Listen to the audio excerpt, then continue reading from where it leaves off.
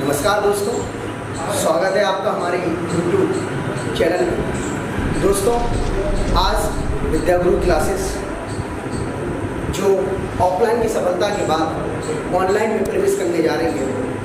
मेरे प्यारे दोस्तों, आज हम आपको अपनी इस पहली वीडियो में ये बताना चाहते हैं कि हमारा पढ़ाने का तरीका, हमारी कोचिंग, हमारे टीचर्स और हमारी टीम कैसे काम करती है और कैसे आगे बढ़ेगी। दोस्तों, इसमें हमें आपके सहयोग की ज़रूरत पड़ेगी। तो दोस्तों, आज मैं आपको जो ज्वलनशील मुद्दे हैं उन पर हमारी वीडियो सबसे ज़्यादा बनाई जाएंगी। पहली वीडियो आज हमारी अशोक के स्तंभ पर बनेगी। पिछले कुछ दिनों से आप लोगों ने देखा कि सत्ता पक्ष यानी हमारी नरेंद्र मोदी की सरकार ने अभी हाल में ही अशोक स्तंभ का अनावरण संसद भवन के ऊपर किया है। संसद भवन सेंट्रल विस्टा प्रोजेक्ट के तहत बनाया जा रहा है। सेंट्रल विस्टा प्रोजेक्ट में हमारे एक ड्रीम प्रोजेक्ट है जो नरेंद्र मोदी जी, हमारे देश के प्रधानमंत्री जी, सपनों के भारत में मोदी जी, हमारे देश के प्रधानमंत्री एक संसद भवन का निर्माण सेंट्रल विस्टा प्रोजेक्ट के तहत कर रहे हैं। अभी आपने देखा कि जो अशोक स्तंभ का उन्होंने अनावरण किया, उस पर विपक्ष का विरोध बहुत तेजी से चल रहा है। तो मैं आज आपको ये बताने जा रहा हूँ, ये आपको बताऊंगा कि किस वजह से विरोध हो रहा है और क्या इतिहास है अशोक स्तंभ का, कैसे काम करता है हमारा अशोक स्तंभ और ये भारत में किस चीज़ का प्रतीक है। अगर हम अशोक स्तंभ की बात करते हैं तो हमारे यहाँ सबसे पहले शुरू होता है मौर्य काल। मौर्य काल के चक्रवर्ती सम्राट चंद्रगुप्त मौर्य इसके संस्थापक माने जाते हैं। चंद्रगुप्त मौर्य के बारे में कहा जाता है कि इनका कार्यकाल 322 से लेकर 298 ईसा पूर्व था। देखिए, ईसा पूर्व और ईस्वी दोनों में फर्क होता है। ईसा मसीह के जन्म के पहले को हम एडी यानी एमियो डोमिन बोलते हैं और ईसा मसीह के जन्म के बाद को हम बीसी यानी बिफोर द जीसस क्राइस्ट बोलते हैं। चंद्रगुप्त मौर्य जो मौर्य साम्राज्य के संस्थापक थे, इसके बाद मौर्य साम्राज्य में राजा आए हमारे बिंदुसार। बिंदुसार के पुत्र हुए अशोक। बिंदुसार के पुत्र हुए अशोक, जिनका कार्यकाल 272 से लेके 273 से लेके 232 ईसा पूर्व तक चला। बिंदुसार 298 से लेके 273 ईसा पूर्व तक रहा। कहानी की शुरुआत अशोक के एरा से होती है, अशोक के शासनकाल से। अशोक 269 एडी में 269 एडी में राजगद्दी पर बैठा। बीसी का मतलब होता है ईसा पूर्व। तो 269 ईस्वी में अशोक राजगद्दी पर बैठा और अशोक जब राजगद्दी पर बैठा तो आप जानते हैं, आप लोगों ने देखा भी है फिल्मों के द्वारा, ये हमें बताया गया, हमारे भारत के इतिहास को समझाया गया, जिसमें ये कहा गया कि अशोक एक क्रूर और गुस्से वाला शासक था। यानी हम ये कह सकते हैं कि चंड अशोक कब धम्म अशोक बन गया, इसकी एक कहानी है कि कलिंग के युद्ध के बाद कलिंग के युद्ध के बाद अशोक धम्म अशोक बन गया। जब कलिंग का युद्ध 261 बीसी में हुआ तो ये युद्ध उड़ीसा में हुआ और हाथियों के लिए ये युद्ध लड़ा गया। इस युद्ध के बाद कहा जाता है कि अशोक ने बौद्ध धर्म अपना लिया और चंड अशोक से धम्म अशोक बन गया। अशोक 269 बीसी में जब शासक बने, 269 बीसी में जब 269 बीसी में राजगद्दी पर बैठे तो अशोक अपने शासनकाल को बहुत तेजी से विस्तार कर, परंतु बौद्ध धर्म अपनाने के बाद उन्होंने वाराणसी के सारनाथ में अशोक स्तंभ को तैयार किया। वाराणसी के सारनाथ में जब अशोक स्तंभ उन्होंने तैयार किया तो बेटा ये क्वेश्चन आया हुआ है एनटीपीसी मेंस में कि जो हमारा अशोक का स्तंभ है वो किस मिट्टी से बना हुआ था। तो अशोक का स्तंभ हमारे सैंडस्टोन से बना हुआ था, यानी हम ये कह सकते हैं कि बुलई मिट्टी से बना हुआ था। अशोक का स्तंभ सैंडस्टोन से बना हुआ है जो 45 फुट के एक पिलर पर बना हुआ है, जो नीचे से चौड़ा और ऊपर इसकी आकृति पतली होती जा रही है। बुलई मिट्टी 45 फुट की एक वाराणसी के सारनाथ में ये बना हुआ है।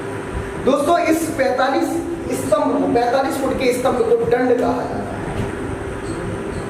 45 फुट के स्तंभ को दंड कहा जाता है, जिससे अशोक का स्तंभ का निर्माण हुआ। इस अशोक के स्तंभ में 4 शेर है, हाथी है, घोड़ा है, सांड है। तो ये सारे के सारे जानवर जो उठाए गए हैं वो बौद्ध धर्म के प्रतीक हैं। अशोक के स्तंभ में अगर हम देखेंगे कि एक नीचे गोला बना हुआ है, जिसके ऊपर आपके 4 शेर 4 आकृति में बने हुए हैं, जिसका एक का मुख चारों दिशाओं में बना हुआ है। एक का मुख इस तरफ है, एक का मुख इस तरफ, एक का सामने और एक का पीछे। ये चारों दिशाओं में 4 शेर बनाए हुए हैं और इनके नीचे एक चक्र बना हुआ है जिसमें 32 तीलियां हैं। नीचे एक चक्र बना हुआ है जिसमें 32 तीलियां हैं और ये 32 तीलियां बौद्ध धर्म के 32 महापुरुषों के लिए बनाई गई हैं। इसके अलावा इस स्तंभ में घोड़ा है जो बौद्ध धर्म के गिरह त्याग का प्रतीक है। दूसरा इसमें सांड है जो यौवन का प्रतीक है, यानी बौद्ध धर्म जो हमारे गौतम बुद्ध जी थे वो यौवन के प्रतीक के रूप में सांड बनाया गया। इसके अलावा इसमें एक आपका शेर है, जो आप जानते हैं कि 4 इसमें शेर हैं, 3 दिखते हैं, एक पीछे होता है 3D स्ट्रक्चर में जो बना हुआ है। तो इसमें एक शेर भी, सांड भी है, शेर भी है जो हमारे समृद्धि के प्रतीक माने जाते हैं। और इसमें हमारा एक हाथी भी है, हाथी बना हुआ है जो गर्भ में आने का प्रतीक है। बौद्ध धर्म यानी गौतम बुद्ध जो गर्भ में आए थे, तो गर्भ में आने के प्रतीक माने। अशोक स्तंभ में घोड़ा, सांड, शेर और हाथी। क्वेश्चन आपसे ये पूछा जाएगा कि कितने जानवर इस अशोक स्तंभ में है, तो आप लगाएंगे घोड़ा, सांड, शेर, हाथी। 4 इसमें जानवर है और इसमें 32 तीलियों वाला एक चक्र है जो 32 महापुरुषों के बारे में हमें बताता है। हमारे जो शेर है वो समृद्धि का प्रतीक माने जाते हैं। कहा जाता है कि बहुजन सुखाय बहुजन हिताय, जो नारा हमारी कई पार्टियों ने अपना रखा है वो बौद्ध धर्म यानी अशोक के स्तंभ से ही इसकी शुरुआत मानी जाती है। दोस्तों बौद्ध धर्म, अब बात आती है कि अशोक ने स्तंभ बनाए क्यों थे। अशोक ने स्तंभ का निर्माण इसलिए किया था क्योंकि जहां जहां अशोक ने बौद्ध धर्म का प्रचार किया वहां वहां स्तंभों को खड़ा कर दिया गया। जितने भी धर्म, बौद्ध धर्म का जहां जहां प्रचार हुआ, आप जानते हैं कि अशोक की जो पुत्री थी संघमित्रा और उनके पुत्र महेंद्र को श्रीलंका में अशोक ने बौद्ध धर्म के प्रचार के लिए भेजा। तो भारत के जिन जिन कोनों में अशोक ने बौद्ध धर्म के प्रचार के लिए लोगों को भेजा, अशोक ने वहां पर अपने अशोक स्तंभ का निर्माण कर दिया। भारत सरकार ने अशोक स्तंभ की शुरुआत या भारत सरकार ने अशोक स्तंभ को कब ढूंढा, तो भारत सरकार ने अशोक स्तंभ को 1905 में। आते हैं वर्तमान के मुद्दे। वर्तमान का मुद्दा क्या है? वर्तमान का मुद्दा यह है कि भारत के संविधान में अशोक का स्तंभ कैसे शामिल। तो 1905 में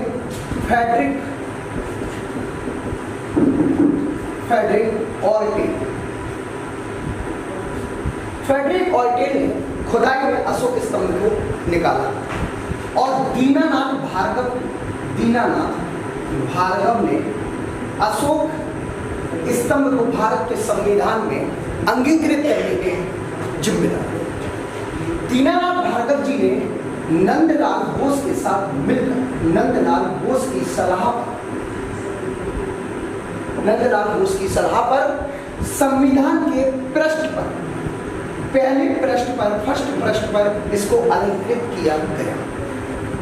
वर्तमान परिदृश्य में अगर हम देखें तो अशोक का स्तंभ 6.5 मीटर ऊंचा, लगभग 9500 किलोग्राम कांस्य की एक मूर्ति में संसद भवन के ऊपर इसको अलंकृत किया गया।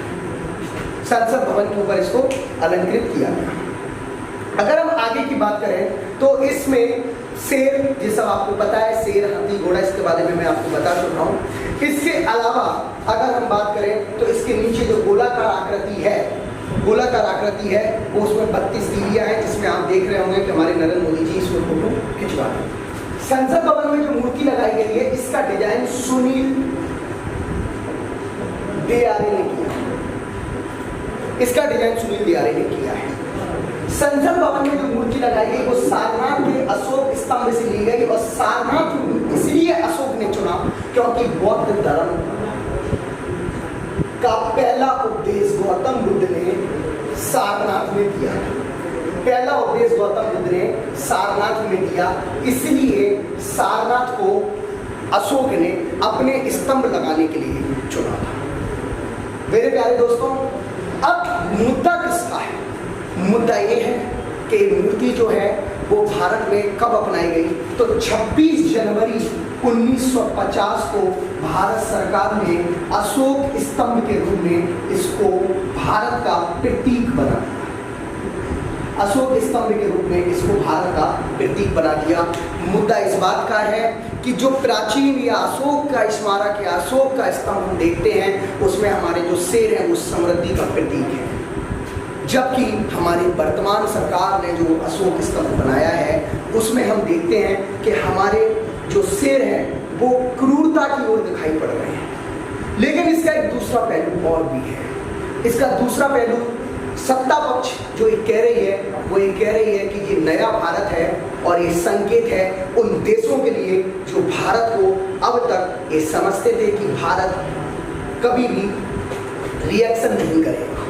ये संकेत है उन देशों के लिए जो भारत को एक शांति प्रिय देश केवल समझते थे, जबकि भारत ये कहता है कि हम लोग जब तक शांत हैं, जब तक कि हमारे ऊपर कोई हमला नहीं करता। जियो और जीने दो के सिद्धांत को हम अपनाए हुए तो हैं, लेकिन हम जवाब देना भी जानते हैं। ये नया इंडिया है, नया भारत है, और इस नए भारत में हमारे सरकार ने, हमारी सत्ता ने एक दुनिया के देशों को ये बताया है कि नया भारत जवाब देना भी जानता है, बदला लेना भी जानता है। और इसका उदाहरण हमें पुलवामा जैसे अटैक में, उरी जैसे अटैक में हमने दुनिया को दिखा दिया कि हम भी अमेरिका की तरह एबटाबाद जैसी कार्रवाई कर सकते हैं, जो अमेरिका ने एबटाबाद में पाकिस्तान में जाके उसामा बिन लादेन को मारा था। ये हमारी आज की वर्तमान की सरकार है जो ये बताना चाह रही है कि भारत अब बदल चुका है।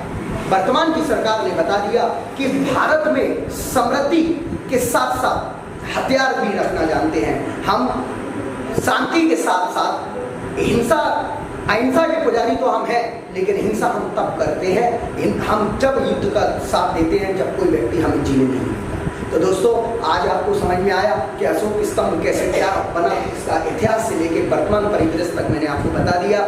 सरकारें अच्छा, हमारे देश की सरकार ने अंतर्विष्टा के तहत इसको खड़ा किया और इसको आज चर्चे में ला दिया। तो दोस्तों, कैसी लगी आपको हमारी वीडियो? आप हमें कमेंट करके जरूर बताएं। वीडियो को लाइक करें, सब्सक्राइब करें और शेयर का ज़्यादा से ज़्यादा शेयर करें। नमस्कार दोस्तों, जय हिंद, जय भारत, जय संविधान।